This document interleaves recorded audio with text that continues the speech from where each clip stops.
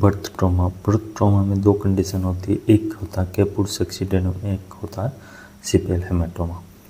अब सबसे पहले हम बात करेंगे कैपुट सक्सीडेनम। कैपुट सक्सीडेनम क्या होता है? It is diffuse swelling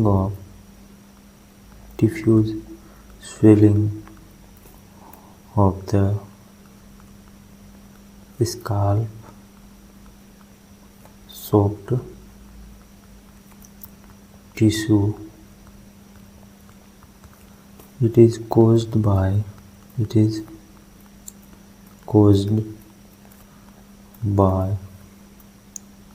pressure on the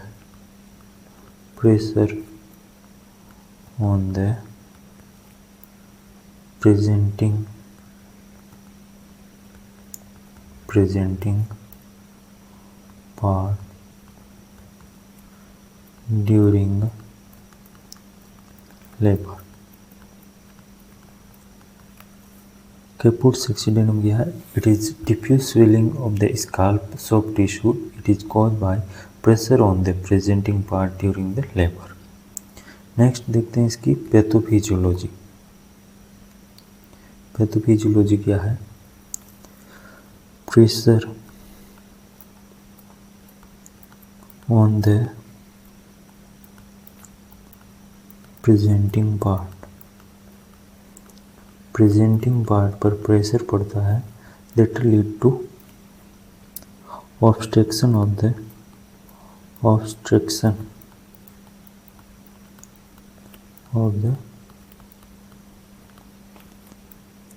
lymphatic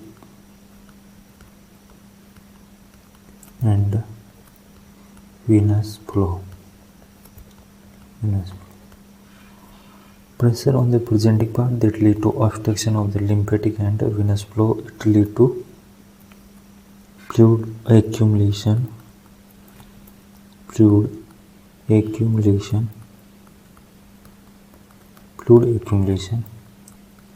in subcutaneous tissue. Pathophysiology क्या है? प्रेशर, कंसिस्टेंट प्रेशर पड़ता है प्रेजेंटिंग पार्ट पर, जिससे क्या होता है lymphatic and venous flow obstruct हो जाता है, और ये क्या कॉज करता है?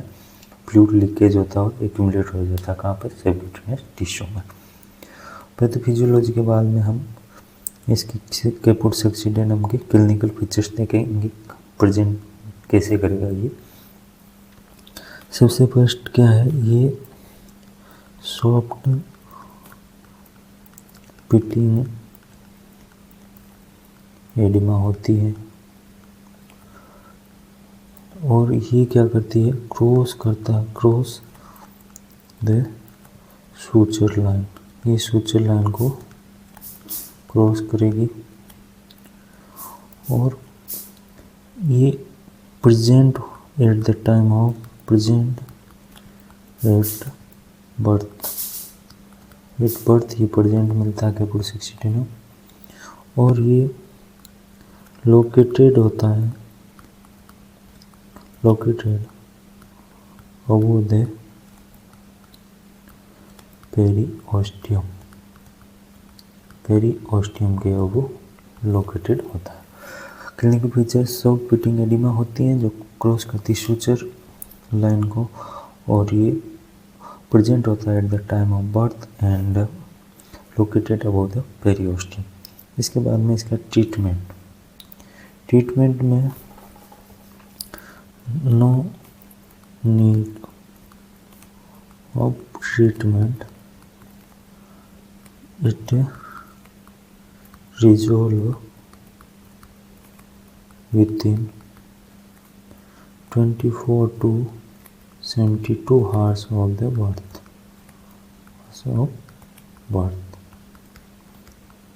ये क्या है? सेल्फ लिमिटिंग कंडीशन होती है, इसमें कोई भी ट्रीटमेंट की नीड नहीं होती है. ये 24 to 72 आवर्स में अपना आप ही रिजॉल्व हो जाती है. कैपुट सक्सीडेनम के बाद में हम बात करते हैं सिपेल हेमेटोमा. सिपेल हेमेटोमा क्या होता है? इसमें क्या होता है? कलेक्शन हो जाता है किसका, collection of the blood, collection of the blood between the skull bone and periosteum, collection हो जाता है ब्लड का between the skull bone and periosteum. उसके बाद में इसकी सेपेल हेमाटोमा की पैथोफिजियोलॉजी क्या होती है, इसमें क्या होता है, रप्चर हो जाती है, rupture of the blood vessels, जो ब्लड वेसल्स होती हैं वो क्या होती है, रप्चर हो जाती है blood vessels during delivery, delivery के टाइम क्या होती है, ब्लड वेसल रप्चर हो जाती है, that lead to bleeding occurs under the periosteum, periosteum के अंदर क्या होती है, ब्लीडिंग होती है, ब्लड वेसल रप्चर होती है जिससे, ठीक।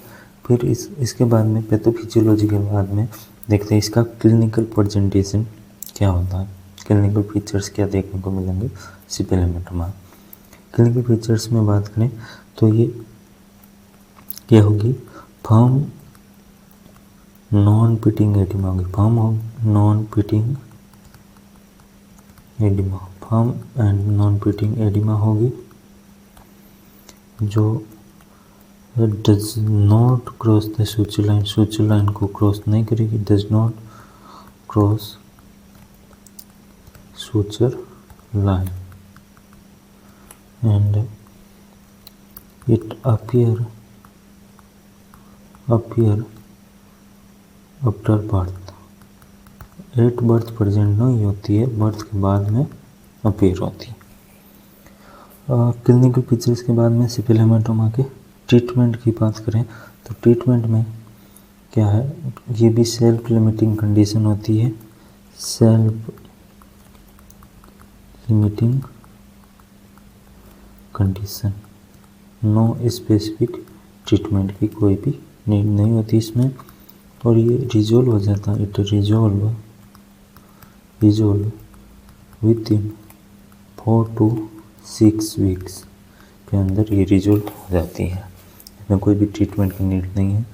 और इसका सेपेल हेमाटोमा का कॉम्प्लिकेशन देखने को मिलता है क्योंकि इसमें ब्लड एक्यूमुलेट होता है जिससे आरबीसी ब्रेकडाउन होती है और ये एक क्या कोज कर सकती है, जॉन्डिस कोज कर सकती है, it may be cause jaundice.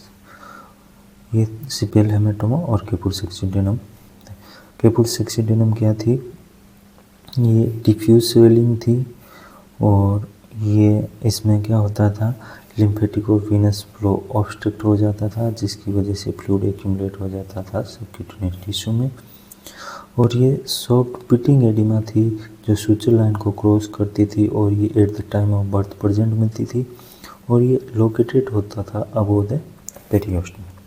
सेपेल haematoma हमेशा अबोव पेरिओस्टियम होता है और ये रिजोल्व हो जाता है with in 24 to 72 hours of the birth. और सेपेल हेमाटोमा में क्या होता है, कलेक्शन होता है ब्लड का, क्योंकि स्कल और बोन के बीच में क्या हो जाता है, ब्लड का कलेक्शन होता है क्योंकि रप्चर हो जाती है ब्लड वेसल ड्यूरिंग डिलीवरी।